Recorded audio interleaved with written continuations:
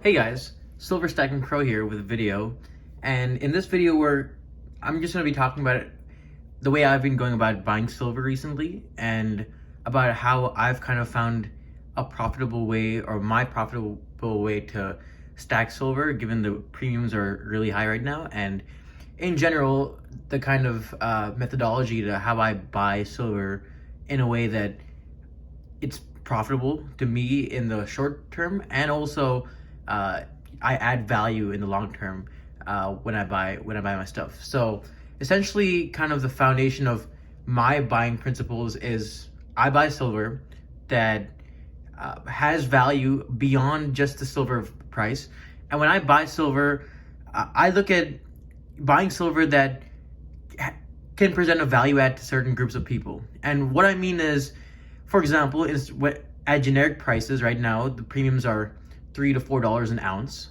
And the way I go about buying silver is I'm happy with paying 50 cents extra, $1 extra per ounce if I can find silver that is rare or weird, or types of silver that could appeal to a certain demographic of people and they're ready to pay more. And just to go into some examples, when right now 1 ounce bars are selling for about $30 to $31 an ounce. Now what I've been doing is, instead of paying that $30 an ounce for your generic Silvertown 1 ounce bars, what I've been kind of going into is paying $31.50, paying $32, and scouting out deals where I can find certain types of art bars or angle of heart bars where it's vintage, and while many people might not find extra value or too much extra value, there's that demographic of people who are happy to spend $35, $36 an ounce on art bars, and buying something and paying 50 cents extra could provide a value add in the long term, right? Because right now the premiums are insane, they're $4, but also there are a lot of these pieces like Englehards and Nationals, which don't have that much more of a premium. This National right here, I got it for $32, and these in the long term are gonna keep their premium better than your generic Silvertown or any other, the Buffalo rounds or the Buffalo bars. So the way I've been going about buying silver is just finding those bars that right now may only have a 50-cent premium, but to certain groups of people I could sell it for more if I decide to retail it out. Or in 5-6 years down the line, if I decide to hold, this would still have its premium, or it could gain some collectability, while the other generic stuff, which might have been a little cheaper on paper, is not trading at that same premium. I always go by how much am I going to lose per ounce when I buy an ounce of silver when I go back to sell it. And stuff that is rare or doesn't have that much stock in general, that's usually where you can make a market, and you can be a market maker rather than a price taker. The same thing happens with Eagles here, right? Instead of going for 2017s, 2018s, you can buy a lot of rolls which are kind of older date, pay $5, $10 extra, or in this case, this roll has half 1997, half 1993, so it's not a sealed roll, but I got this for even cheaper than your 2017 or 2018 because it's not a sealed roll. But again, 1997, 1993, the early 90s Eagles and the late 90s Eagles are selling for more than your 2017s and 2018s. And this has a lower mintage. In the long run, it's probably going to do better. So again, with the Eagles, that's how I've been buying them. And then also with some of these bars, this is a smaller mint, Valhalla Metals. I think it's only on Facebook. And look at the great pour lines. Stuff like this, to a lot of people, would not have a huge premium, right? Because it's a smaller company and people aren't too inclined to pay a premium for something they've never heard of. So I bought this at the same premiums as I was getting your most generic silver for.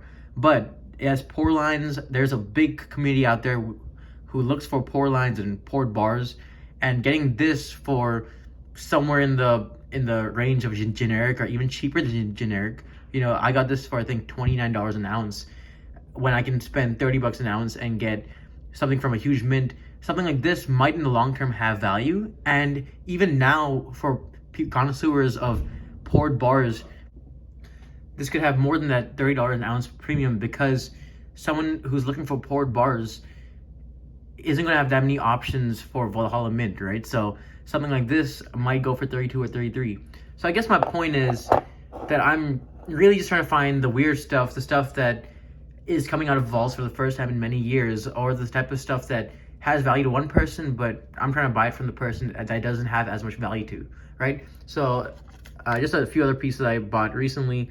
This roll of Engelhards from 1985, I got these at, I think, $28 an ounce, just because someone was selling, buckets of generic, and I got 70 ounces, and this one, slipped through the cracks, this roll, and it has much more of a premium compared to average rounds, and I was able to buy this at $28 an ounce. This is just finding that value add that a lot of people would find more value in, but your average person who's stacking rounds might not really see that value. And my goal is to buy from those people and to buy from people who don't see the value and try to find value adds. I got the same 10 ounce US assay office. I think this I got at $30 an ounce. This has a rich history. It's 30, 40 years old. And this, again, I'd much rather own this than a newly minted Scottsdale Mint 10 ounce because of the history. There is a collectibles market, and in 5 years, this is still going to have that premium, while a mint that is just minting new stuff, that's not going to have the same premium, or it probably won't have that same premium. And then again, even with my Buffaloes, I'm trying to buy my Buffaloes that have capsules, the older ones, right? If I'm going to buy generic 1 ouncers, I want the Buffaloes from 2012, 2013 with the capsules, and I want to pay exact generic money for them and get the free capsules, get slightly older ones, just stuff that I can see an additional value in the long term. So that's how I've been buying silver recently. Let me know how you guys have been buying silver. I've just been, again, reiterating it again and again. I've been trying to find hidden value or value that I could extract in the long term that a lot of people who are just stacking ounces don't really care about. So I can buy it at good prices. I can spend 50 cents extra an ounce and find something that's special and that I can tie to some historical event, or I could tie to some low mintage, or I could find a website about and create value, or find and make a market for. So that's how I've been buying silver. I've been buying a lot of silver recently, and it's been the market. I think the premiums are coming down, but I still think that they're pretty high right now, and it's best to buy something that's going to keep that premium rather than paying $4 or $5 extra an ounce for something that we could have gotten 4 or 5 years ago for literally 69 cents, 70 cents premium. So that's just the way I've been buying stuff. Let me know how you've been buying them, and I'll probably be posting more on YouTube. So let's get this conversation rolling.